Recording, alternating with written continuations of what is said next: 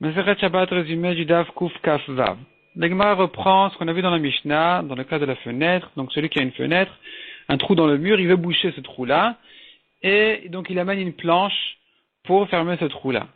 Et là, on a vu selon Rabbi Eliezer, c'est interdit, à condition, ou plutôt c'est permis que si vraiment il y a deux conditions. D'abord que ce soit attaché, donc il y a une ficelle qui attache cette planche-là au mur, et ensuite que ce soit suspendu, que ça traîne pas par terre. Sinon, on craint une construction pendant Shabbat, c'est interdit. Selon Chachamim, c'est permis aussi bien dans ce cas-là que dans un autre, aussi bien ici que là-bas, dans un cas que dans un autre. La Gemara explique qu'est-ce que ça veut dire ben kach ou ben kach, dans tous les cas c'est permis, aussi bien comme ci que comme ça c'est permis. Et la Gemara explique que ça veut dire que selon Chachamim, on n'a besoin d'aucune de ces deux conditions-là, ni attaché, ni suspendu. La Gemara demande, mais pourquoi elle est si loin? On devrait dire que selon Chachamim, il n'y a pas besoin que ce soit suspendu, mais au moins attaché, oui. Il faudrait quand même qu'il y ait une ficelle qui raccroche cette planche-là au mur, même si ça traîne un peu par terre, que c'est pas suspendu. Là, selon Chachamim, ça sera permis, mais qui dit de permettre plus que ça? Et la Gemara renforce sa question. Voilà que nous avons un Tana on a une Mishnah dans Eruvin, qui ramène justement la même achloquette entre Rabbi Eliezer et Chachamim, à propos d'un pieu qui sert à fermer la porte. Et là-bas, on voit que selon Rabbi Eliezer, on ne peut l'utiliser dans la ville qu'à deux conditions, et que ce soit suspendu et que ce soit attaché. Selon Rabbi Yehuda, donc ça c'était Tanakama là-bas, qui pense comme Rabbi Eliezer. Selon Rabbi Yehuda, par contre, il suffit que ce soit attaché, qu'il y ait une ficelle qui l'attache à l'entrée, il n'y a pas besoin que ce soit aussi suspendu.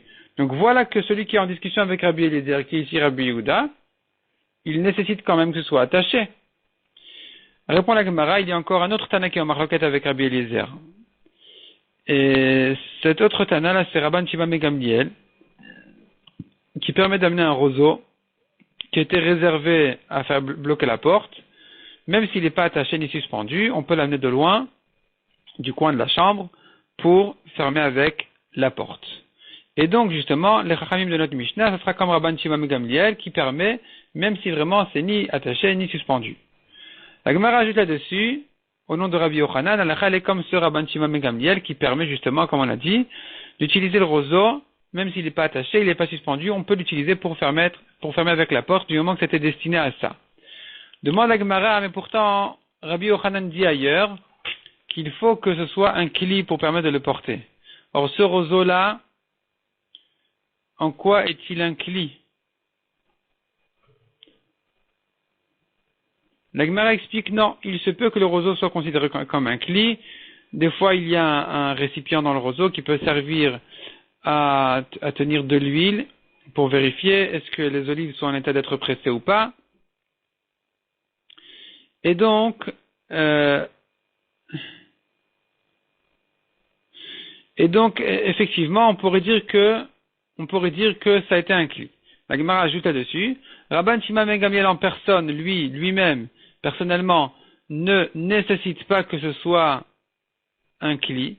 La preuve, c'est qu'il a permis d'utiliser des branches de palmier pour s'asseoir dessus. À partir du moment où il a décidé de s'asseoir dessus, ça sera permis selon Rabban Shimon ben Gamliel, même sans les attacher, même sans les préparer. Mais lui, Rabbi Yochanan, il tient comme Rabban Shimon ben Gamliel, pas dans le sens où il n'y a pas besoin que ce soit un kli. Selon Rabbi Yochanan, il faut que ce soit un kli. Cependant, il tient comme Rabban Shimon ben Gamliel en ce qui concerne la question, que ça n'a pas besoin d'être attaché ni suspendu pour pouvoir l'utiliser pendant Shabbat. La Gemara amène un autre Amora qui tranche la halakha plutôt comme Rabbi Eliezer, qui dit qu'il faut les deux conditions pour permettre, et attaché suspendu. Mais la Gemara l'objecte d'une Mishnah qui pense comme Chachamim.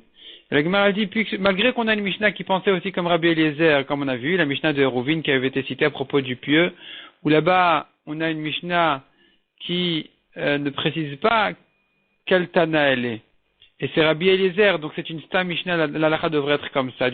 On a une Mishnah au moins dans le sens de Rabbi Eliezer. Même si tu amènes une Mishnah contre Rabbi Eliezer, pourquoi préférer celle qui est contre? La Gemara dit non, on préfère la Mishnah qui va contre Rabbi Eliezer comme les Chachamim, parce que là-bas elle raconte une histoire où les Chachamim physiquement, vraiment a priori, se sont levés et ont bouché des fenêtres comme Chachamim. Donc on voit que la halakha est comme ça. Mishnah suivante. les couvercles de récipients, on ne peut les porter pendant Shabbat que si ils ont une anse. Sinon, c'est interdit de les porter pendant Shabbat. Et la Gemara ajoute là-dessus que il s'agit d'un cas où ce récipient-là a été attaché à la terre, et il a été attaché au sol. Parce que les couvercles du sol, des puits, ou des trucs comme ça, on n'a pas besoin on n'a pas le droit de les porter s'ils n'ont pas de anse selon tout le monde. Les couvercles des récipients, on peut les porter selon tout le monde même s'ils n'ont pas de anse. La marloquette de notre Mishnah est dans le cas où c'est un récipient qui est attaché au sol. Et là, c'est là où vient la marloquette, est-ce qu'il y a besoin qu'il y ait une anse ou pas? Ou bien, deuxième explication, c'est le couvercle d'un four. Est-ce que vient ici la marloquette? Est-ce qu'il faut qu'il y ait une anse, oui ou non? Mishnah suivante, et on commence là le 18e pérec de la Masechet. On a le droit, dit la Mishnah, de débarrasser même une grande quantité de foin, comme 4 ou 5 boîtes de paille, de récolte, si on a besoin de la place pour installer des invités ou des élèves qui viennent étudier la Torah. Mais, on n'a pas le droit de débarrasser le trésor. La Gemara ensuite fait une Mishnah, la Mishnah ensuite fait une liste de choses qui ne sont pas mouktées qu'on a le droit de débarrasser. Donc, si ça a été plus ou moins prélevé correctement, ou bien des espèces qui peuvent être mangées au moins à des animaux ou à des pauvres. Par contre, il y a une autre liste dans la Mishnah de choses qui sont interdites, qui sont mouktées, on ne peut pas les débarrasser parce que ça n'a pas été prélevé correctement, ou bien c'est immangeable tel quel.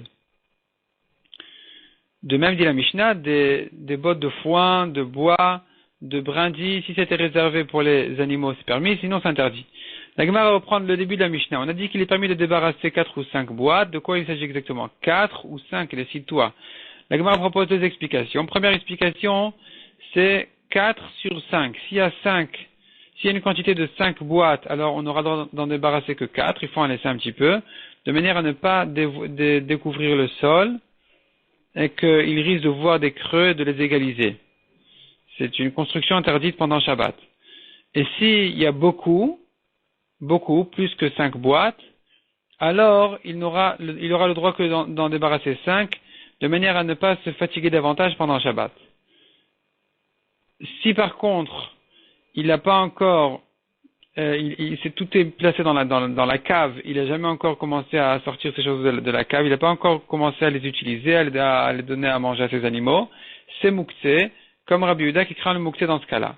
Deuxième explication, c'est quand on dit 4 ou 5, ça veut dire, il peut débarrasser 4 ou 5 s'il n'a pas besoin de plus, et s'il a besoin de plus, il peut même plus que ça, il n'y a pas de problème, mais à condition de ne pas tout balayer complètement, de manière à ne pas dévoiler complètement le sol, comme on a dit, il risque d'égaliser les trous. Mais